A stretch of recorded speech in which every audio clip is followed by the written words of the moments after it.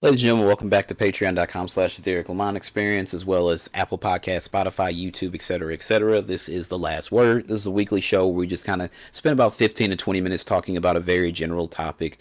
Today, something came up, or the day I'm recording, it doesn't matter. This is very, very interesting. I saw this, and I was like, this is actually kind of funny. It's like a time capsule. It's um, like leaving some portion of your estate or something else. I don't know. Actually, I have two stories. We're going to go over this one really quick. I thought this was funny, and the other one we're going to talk about. So apparently Hideo Kojima says he left his staff a USB stick of game ideas for after he passes away. The Metal Gear creator says he wants Kojima Productions to continue creating original titles after his death. Kojima turned 60 during the production of Death Stranding 2, but the game designer told Edge magazine in its latest issue that an illness he suffered during the pandemic was what most inspired him to seriously consider what to do with his remaining years. It also stirred the game's auteur to consider the future of his studio, he said, which is why he's decided to take on numerous projects such as the Sony action espionage game Physint, Xbox-backed OD, and the upcoming Death Stranding sequel. Quote, turning 60 was less of a turning point in my life than my experiences during the pandemic, he told Edge. I fell seriously ill at that time and also had an eye operation. Until then, I didn't think I was old. I just didn't feel my age, and I assumed I would be able to create for as long as I live. But then I became sick and I couldn't create anything, and I saw lots of people around me passing away at that time. I was confronted with death. Of course, I recovered, but now I was thinking, wait, how many years do I have left to make a game or a film? Perhaps I have 10 years. Sidebar, if you listen to The Week in Gaming, I talked about the fact that I know it's not like in the grand scheme of things, it's like, fuck, Grand Theft Auto 6 got delayed again, right? And I was like, talked about how some people were terminally ill and they were waiting on a game and they're like, I'm not going to make it to see this game release. And some of the studios and companies would be like, hey, we heard about your situation and we want to show you what we have thus far and let you play some of it. That came down to Red Dead Redemption 2 and some other games. I couldn't remember what the other ones were, but that's really cool. And then I thought about it. I'll be 43 in 3 weeks, and tomorrow's not promised to me. Next year's not promised to me. So I hope I make it to see Grand Theft Auto 6, but more importantly, I hope I make it to see my kid grow up, my family grow up, get to see advances in technology and stuff like that, see the world find balance and become a better place again and stuff like that. Those are obviously more pressing matters than Grand Theft Auto 6, but I sure as shit hope I'm around to play Grand Theft Auto 6. Kojima says he's since reevaluated his priorities for how he should spend his remaining years. He said he had considered directing a film, but directors Guillermo del Toro and Nicholas Winding Friend, who both appear in Death Stranding, advised him to stick to video games. During his illness in the pandemic, Kojima said he realized a lot of fans wanted him to make something like Metal Gear, which is why he decided to create the espionage game Physint with Sony.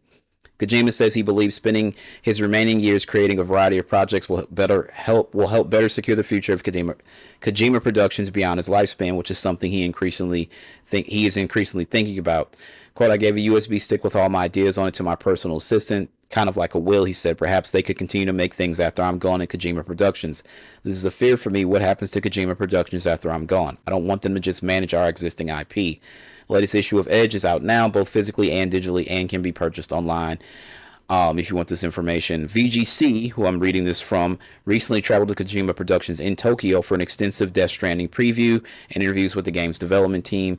That would be on the website. Now, this other situation is very interesting because people kept talking about how amazing Bungie was and this, that, and the third, and I'm looking up and I'm like, yeah, buddy, I don't know. I just don't know. So remember when Sony acquired Bungie, they were like, they are part of Sony, but they're not. They still operate as their own subsidiary. They will still make multi-platform games. This does not mean that Destiny is going completely first party and exclusive to PlayStation, consoles, and PC only, which was cool. So then we found out that Last of Us live service game got canceled. And rumors started to come out that it was Bungie because Sony apparently brought Bungie in. They didn't bring them in to get Destiny. No, they brought Bungie in to oversee their online game services. And everybody's like, well, why the fuck did they do that? So apparently, the rumor goes is Bungie got a look at The Last of Us online, right?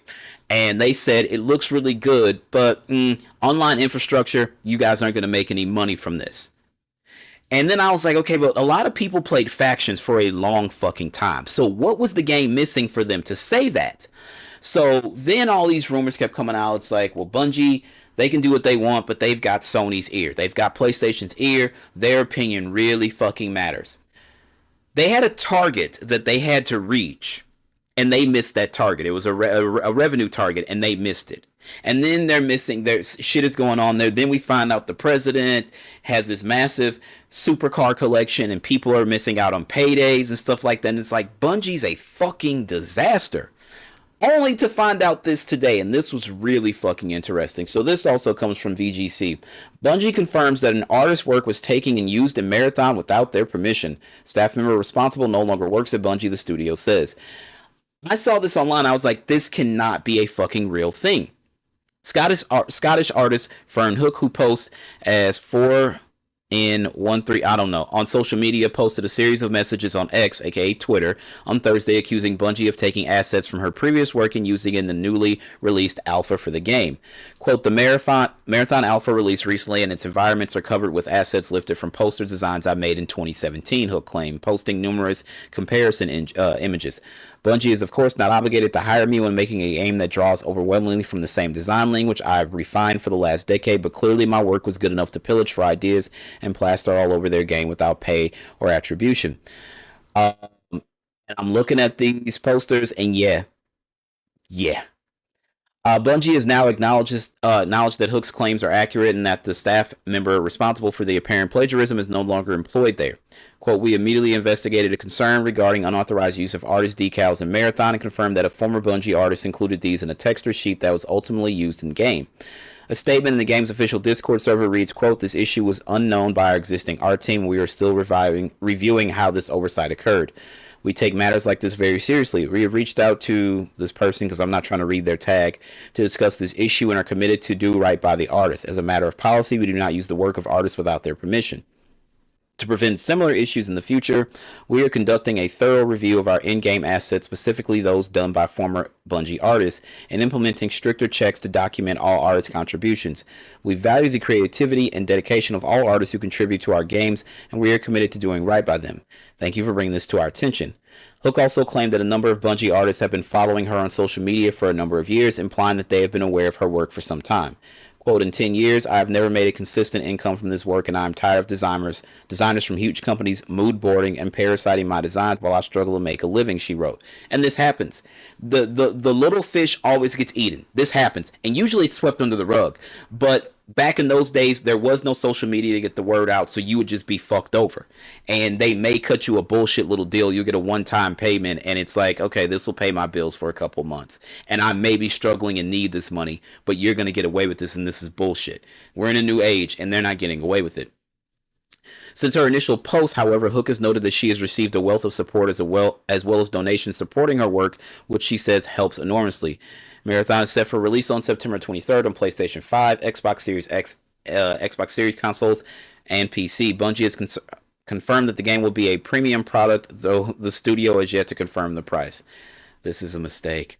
It was reported last year that Bungie and Sony are reportedly considering a $40 price tag per Marathon. This price would bring it in line with Helldivers 2 and the now defunct Concord. Probably you need to push that game back. I don't think it should release in September, and a lot of people looked at it and said it probably shouldn't release at all. I'm aware of the stuff that she did. A lot of people don't like the art style. She's not responsible for all of it. They just lifted what she did for some other shit. But the more I look at this situation looks terrible. Bungie ought to be ashamed of themselves. Somebody has got to fix this. Somebody's got to fix this. Do I think it's going to get fixed? Probably fucking not. Should it? Yeah. But do I think it's going to get fixed? Probably not. Like, they're like, oh, we're looking into it. We take this very serious. Blah, blah, blah, blah, blah, blah, blah, blah. All right, we'll see. Do right by this person. That's all we ask. Just do right by them. That's it. Do right. Just do right by them. I don't know. Anyway, ladies and gentlemen, that's my time. Episode's actually a lot shorter than I thought it was, but you know, the last word is just for the last word to be coming out of the mouth. It's not supposed to be some long, drawn-out thing. Anyway, so what I'm going to do is go ahead and end this like I end everything else. Believe in yourself first and foremost, because if you don't believe in yourself, of course, nobody else will believe in you. As always, my name is Derrick Lamon Jackson, and that is my time. Y'all have a good one. Peace out.